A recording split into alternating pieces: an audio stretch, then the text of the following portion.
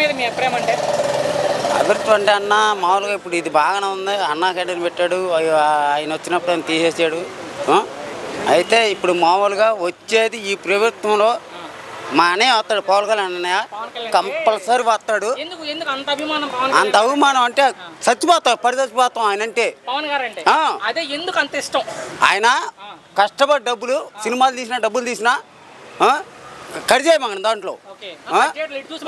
ఆయన కష్టపడిన డబ్బులు మొత్తానికి అందరూ పెడుతున్నారు, లేని బిడ్డలకు మొత్తానికి పెడుతున్నాడు. ఆయన వచ్చిన తర్వాత ఆడబిడ్డలకి అన్యాయం లేదు. కొంతమంది డబ్బుల కోసమే రాజకీయాల్లోకి వచ్చారు పవన్ కళ్యాణ్ అంటారు. లేదండి, ఆ మాట మటుగా అది మొత్తం వాస్తవం. అదే అన్యాయం. అది ఇప్పుడు ఉప ముఖ్యమంత్రిగా జగన్ ప్రభుత్వం తిడతమే తప్ప మా అన్నయ్యనే. మా అన్నయ్య నేను మామూలుగా నేను కాబోడినే కాదంటలేదు. మా అన్నయ్య మటుకు వాళ్ళకి అనకూడదు. రోజా గారు మాట్లాడుతూ, రోజా అంటే అది పెద్ద దరిద్రం. రోజా అంటే చెవులో కూజ. అది పవన్ కళ్యాణ్ గారు చెవుల్లో కూజ పెడుతున్నారు జనాల కంటున్నారు. ఆమె ఎవరో అదో దరిద్రం ఉండదు.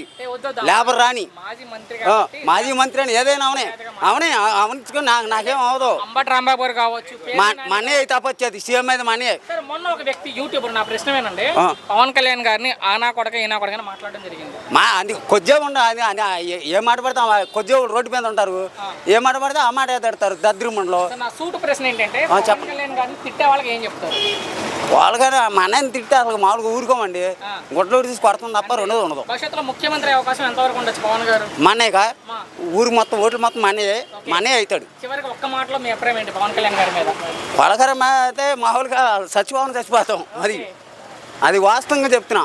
పవన్ కళ్యాణ్ గారు అంటే యూత్ బ్యాచ్ ఉంది, అదొక లెక్క. నా కొడుకు కూడా ఉన్నాడు, బీటెక్ అయిపోయింది, జాబ్ లేదు. నా తెలంగాణ విషయం పక్కన పెట్టండి, తెలంగాణలో కూడా పవన్ కళ్యాణ్ మొన్న కూడా వచ్చారు. చేస్తారు. ఎన్ని సీట్లకి వెళ్తే పక్కన పెట్టండి, విషయం పక్కన పెట్టండి.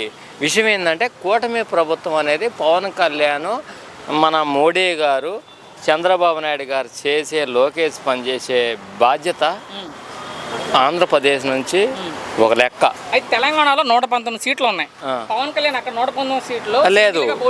అయితే నేను చెప్తున్నాకండి, ఒక రేవంత్ రెడ్డి ఆయన పార్టీ నుంచి వచ్చాడు మొన్న, ఒక సీఎం కావాలనుకోండు, ఆయనకు కావాలని ఇష్టం లేదు, 10 సంవత్సరాలు గెలిచాడు కేసీఆర్. పవన్ కళ్యాణ్ ఎలా ఉంటుంది నా ప్రశ్న? నెంబర్ 1 ఇక్కడ కానీ అక్కడ కానీ ఎక్కడైనా కానీ. రకరకాలుగా తిడతా ఉంటారు చాలా మంది. తిట్టినా కానీ ఓటింగ్ అనేది అడిగిపోద్ది, గ్యారంటీ. అది చంద్రబాబు నాయుడు ఏది చెప్తే అదే, లోకేష్ ఏది చెప్తే అదే, మోడీ ఏది చెప్తే అదే. కూటమి ప్రభుత్వం ఇది. That is. చెప్పు బాబాయ్. పవన్ కళ్యాణ్ మీద మీ అభిప్రాయం ఏంటి? అరే దేవుడా. సరే, పవన్ కళ్యాణ్ డిప్యూటీ సీఎం అయిన తర్వాత 2 సంవత్సరాలు ఆయన డెవలప్మెంట్ ఎలా ఉంది? బాగానే ఉంది.